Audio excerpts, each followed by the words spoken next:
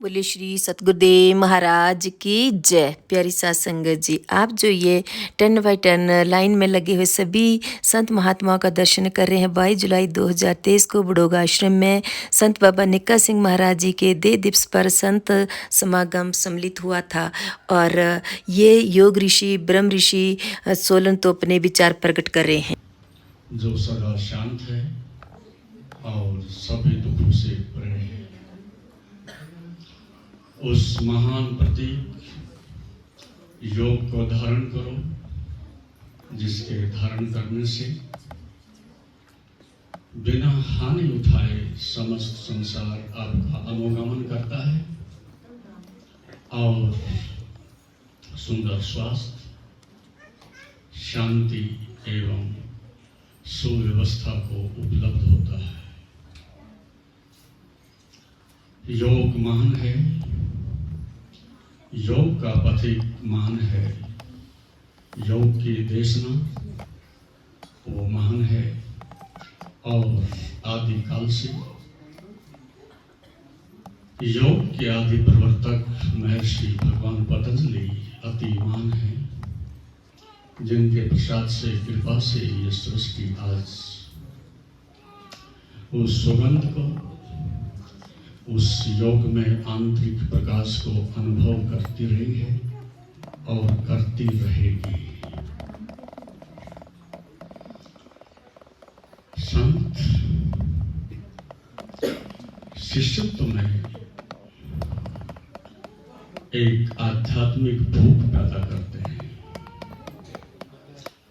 ये बात अच्छी प्रकार से समझना, मेरे शब्दों के साथ कुछ रहस्यात्मक बातें जुड़ ही जाती हैं। उपनिषद में कई जगह उल्लेख आता है और कई बार मुझे इसके लिए विचार करते करते संशय हुआ कि ऐसी बात ऋषि क्यों बार बार कहता है कि जब उपदेश देना हो तो अपने निकटवर्ती आज्ञाकारी सुपुत्र को देना और या फिर शिष्य को देना, अन्यत्र अपनी वाणी को मौन रखना।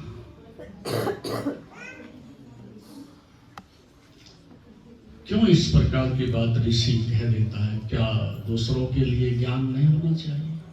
क्या दूसरों के लिए प्रवचन नहीं होना चाहिए? क्या दूसरों के लिए औषध की व्यवस्था नहीं होनी चाहिए? तो ऋषि कहता है कि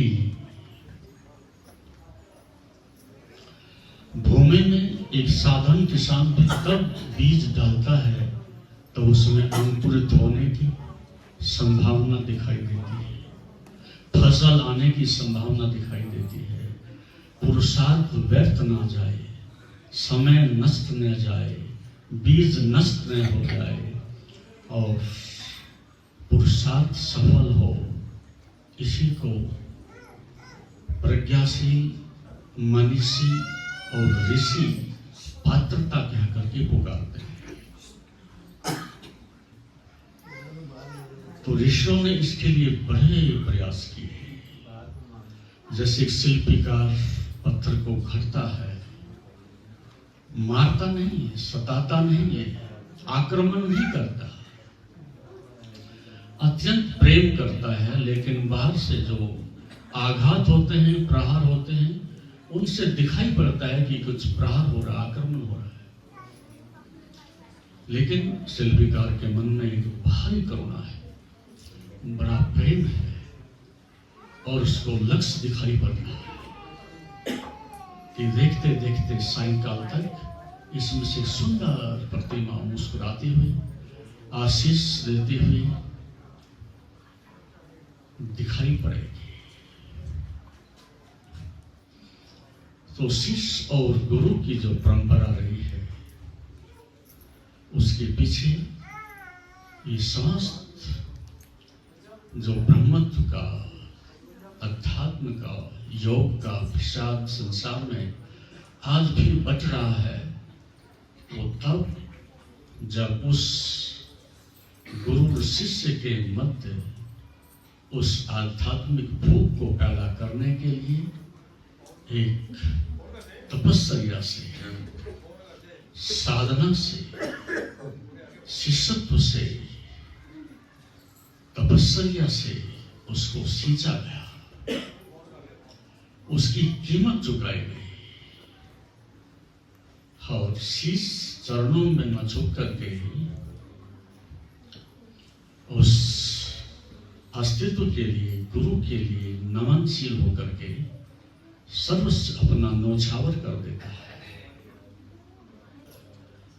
तो आध्यात्मिक भूख कब जगती है, ये आपको बराबर देखते रहना होगा। सुनने से कुछ भी ना होगा, कठोर है थोड़ा। ये सब पढ़ने से भी कुछ नहीं होगा, ये सब वेश धारण करने से भी कुछ नहीं होगा।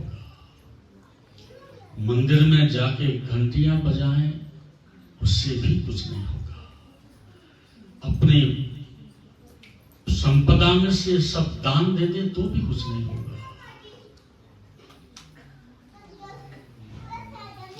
और यदि ऐसा होता तो ये सब तो आप कर ही रहे हो, मंदिर भी जाते हो, दान भी देते हो, कथा भी सुनते हो, पाठ भी करते हो, जप भी करते हो, ये सब तो हो ही रहा है। लेकिन ये क्यों नहीं होता कि तुम्हारा अंधकार मिट जाए? ये क्यों नहीं होता कि तुम्हारी दरिद्रता, दुख मिट जाए? क्यों नहीं होता ऐसा? आप वर्षों से जा रहे हो और संपूर्ण जीवन जाते और आते ही निकल गया, लेकिन जिंदगी में दुख के ग्रहण लगे हैं, बीमारियां पूरे शरीर में फैल गई हैं। दुख आप में नहीं, आपकी संतति में भी उसका संक्रमण फैल गया है। ऐसा क्यों होता है? क्योंकि साधन कुछ और है और लक्ष्य कुछ और है, दोनों में भारी विरोधाभास है। लक्ष्य शांति को पाने का है और साधन सब अशांति पैदा करने के हैं। लक्ष्य मुझे उत्तम स्वास्थ्य पाने का बना रखा है, स्वस्थ रहूं, और साधन सब बीमारी की अपना रखे हैं। ये तुम्हारा भारी दोष है। यदि लक्ष्य की प्राप्ति नहीं होती तो एक बात समझ लेनी चाहिए कि मेरे साधन में दोष है। साधन जहर का और मांग अमृत की, ये असंभव मांग करते हो।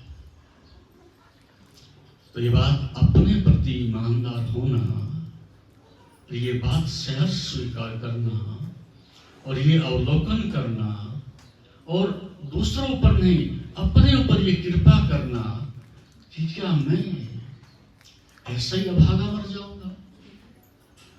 क्या ये जीवन मेरा बीमारी में, संघर्ष में कटेगा? क्या मैं संसार से हाहाकार करके मर जाऊंगा? और क्या मेरे समस्त जीवन की परिणति एक दुखद मृत्यु के रूप में घटित होगी? क्या नियति ऐसा ही चाहती है? नहीं, नियति ऐसा चाहती तो ये सृष्टि बहुत पहले से समाप्त हो गई होती। नियति तो करुणा है, नियति तो प्रेम है, नियति तो प्रकाश है, लेकिन उसके और आपके बीच में कोई तालमेल नहीं है। आपके उसके बीच में कोई आदान प्रदान नहीं है। उसकी भाषा को समझने के लिए आपके पास उस प्रकार की हृदय में पात्रता नहीं है। तो साधन बिगड़ गया है तो मंजिल से भटक जाना आवश्यक हो जाता है। अब आप 24 घंटे लोगों के प्रति नकारात्मकता रखते हैं। ये चारों तरफ एक सुगंध, एक हवा बहती मिलेगी, वो सबके प्रति सकारात्मक रहेगा, वो चारों तरफ से बांटता दिखाई पड़ेगा और दूसरों पर आक्रमण नहीं, दूसरों को झुकाने की नहीं, झुकने की, नमनशील होने की, ग्रहणशील होने की एक हवा उसके चारों ओर दिखाई पड़ेगी। संसार में दो तरह के व्यक्ति हैं, एक जो झुकाना चाहते हैं, ये नास्तिक, अधार्मिक, क्रूर, निर्दयी और युद्धखोर व्यक्ति होना स्वाभाविक है। यदि आज हर 10 वर्ष के बाद, 20 वर्ष के बाद प्रत्येक राष्ट्र में युद्ध छिड़ जाता है और 100 वर्ष के अंतराल के बाद विश्व युद्ध हो जाता है और हर घर में पति पत्नी में कलेश है, बाप और बेटे में युद्ध छिड़ा है, तो उसके पीछे एक बात ध्यान रखना कि कोई झुका रहा है, कोई दबा रहा है, कोई दूसरे को शोषित कर रहा है, वो दूसरे को नष्ट करना चाह रहा है। आपके घर में यदि विवाद है, कलेश है, अशांति है, तो पति पत्नी को दबा रहा है, बाप बेटे को दबा रहा है, तथाकथित गुरु शिष्य को दबा रहा है। इससे सारी सृष्टि क्रूर हो गई है, हिंसात्मक हो गई है, नकारात्मक हो गई है, युद्धखोर हो गई है। क्या आपके घर में ऐसा होता है कभी कि आप सदैव एक दूसरे को अपने से आगे रखते हो, आप सदैव दूसरे के लिए सेक्रीफाइस करते हो, आप सदैव दूसरे को सुखी देखना चाहते हो, आप सदैव अपने लिए, अपने परिवार के लिए, पड़ोसी के लिए मंगल कामना करते हो? नहीं। सो प्यारी साध संगत जी, आपने योग ऋषि ब्रह्म ऋषि के मुखारबिंद तो विचार सुने और सब संगत निहाल हुई। वाहिगुरु जी का खालसा, वाहिगुरु।